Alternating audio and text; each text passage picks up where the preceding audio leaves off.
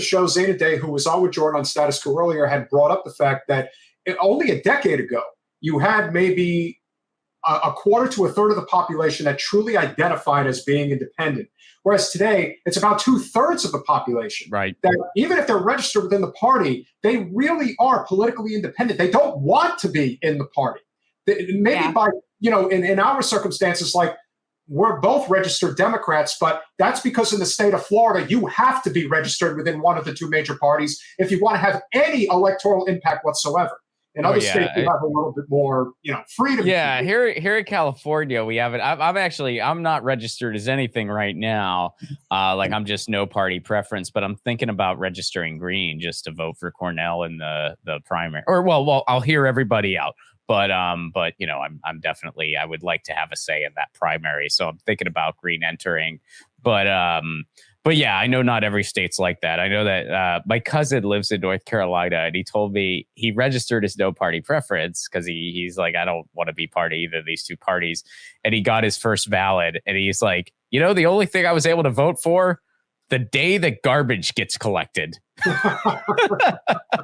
So it's like, yeah, some states that you really don't have a choice. You have to, unless you just basically don't want to be able to vote. So I get it. It sucks. Well, we're definitely stuck. I'm always very honest about that. Like, I am registered as a Democrat, but I don't agree with them and I don't like them and I don't really affiliate with them, but it's the only way I get to participate in a primary. And there is a better chance of there being more like-minded people in that group than there would be for me in the Republican group. That's it. That's the measure of why I'm registered as a Democrat.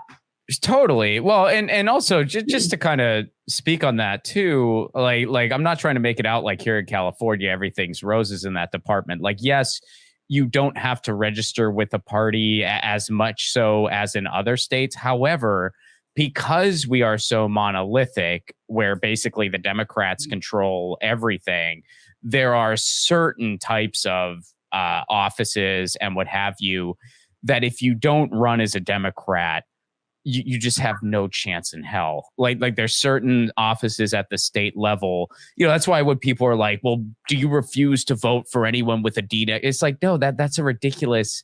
I'm going to vote for the person and I don't really care what's next to their name, because there's going to be situations where it's like they might not have a choice unless they don't care about winning at all, and there's certain things at the state level in California where it's like, yeah, you really don't have a choice because you have to get endorsements from various clubs, from various unions. And if you don't have that D next to your name, you have no fucking chance at getting that. That's why we see the opposite extreme where we see like Republicans registering as Democrats. So in California, we have registered Democrats that literally span the range of Trumpers and people who support Mitch McConnell, right, to actual socialists who just don't have a choice. And they're all registered in the same political party. Which how is ridiculous absurd. Is that? It's so absurd. It's ridiculous. This is it is. It's ridiculous. Like, we're all running around knowing that this is not a thing where it's fitting most people. We have one corporate party.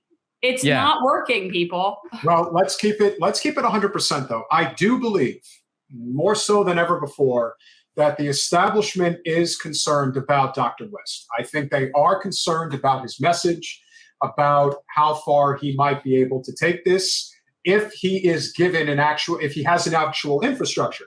If Dr. West is able to raise money, he is going to be a problem. And they know that. And so here is what they had to say on the most trusted name in news the other day, CNN. But it is always interesting to hear what they have to say regarding the competition and what they're throwing out to the drones and for them to hear. Senior advisor to President Obama, David Axelrod, warning Biden could be facing a third-party spoiler, specifically from Green Party candidate Cornel West. Axelrod tweeting, quote, in 2016, the Green Party played an outsized role in tipping the election to Donald Trump. Now, West is their likely nominee. They could easily do it again. Risky business. This comes as less than 40% of Americans say they view Biden or Trump favorably. Almost 1 in 4 voters, in fact, say they don't like either candidate, which is a key part of Cornel West's pitch. I just thought about all the creative, imaginative, courageous fellow citizens that I meet And how do we end up with the two candidates? Trump on the one hand, Biden on the other. Good God. With Brother Trump, you've got a gangster in the objective sense. And with Biden, again, I love the brother, but he's a hypocrite. And he's pushing toward World War III when you talk about what he has to say about China and Russia. This recent NBC News poll really stood out to me. 45% of Democrats say they'd consider backing a third-party candidate. Compare that to 34% of Republicans. How concerned do you think Joe Biden should be tonight? He should be a little concerned. And I'll say this because my affinity with to Cornel West, he's my frat brother. I got my PhD in part because I was drawn intellectually to the heft of his scholarship. So he resonates, and he has resonated particularly with the African-American community for quite some time, for decades, frankly. So if you're Joe Biden, you know this is likely to be a close race, whether it's DeSantis or Trump, whoever it is, that it's those margins in some states, in a handful of states, where this third-party candidate could be effective, particularly when you look at 2022, you see that numbers, especially in the African-American community, were not where the Democrats needed them to be. So if there is concern about how close the general election might be, with memories of Jill Stein from 2016, this should concern Biden and Democrats a little bit based on the issues that Cornel West will be able to address.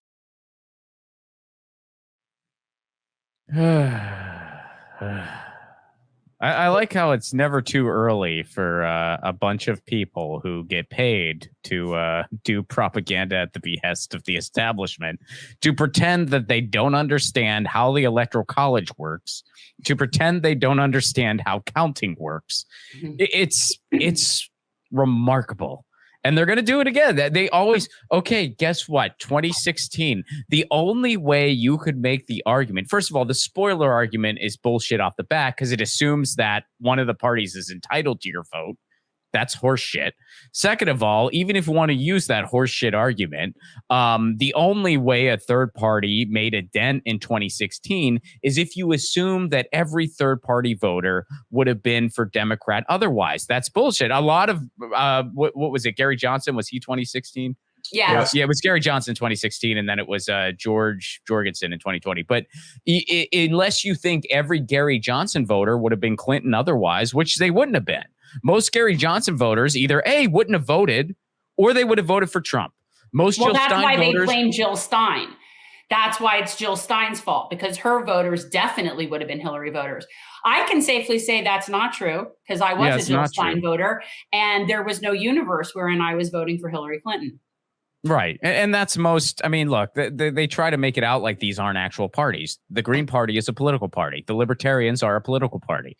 Yeah. And, you know, a lot of them would not vote if their candidate wasn't on the ballot, you know, and it's like we've seen this record spun over and over again. There are still people out there blaming Nader, even though we have the actual evidence. Like, that's not true.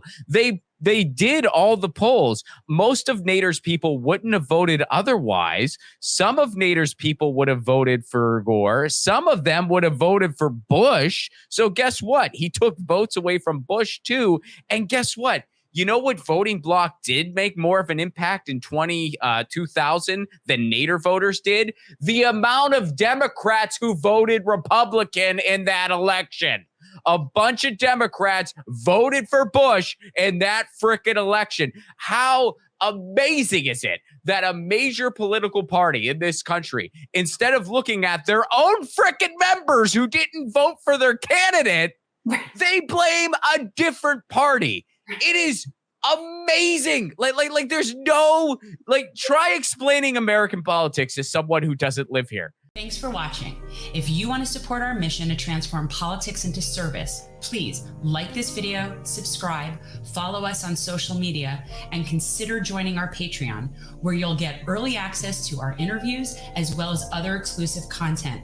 Links are in the description. Peace out.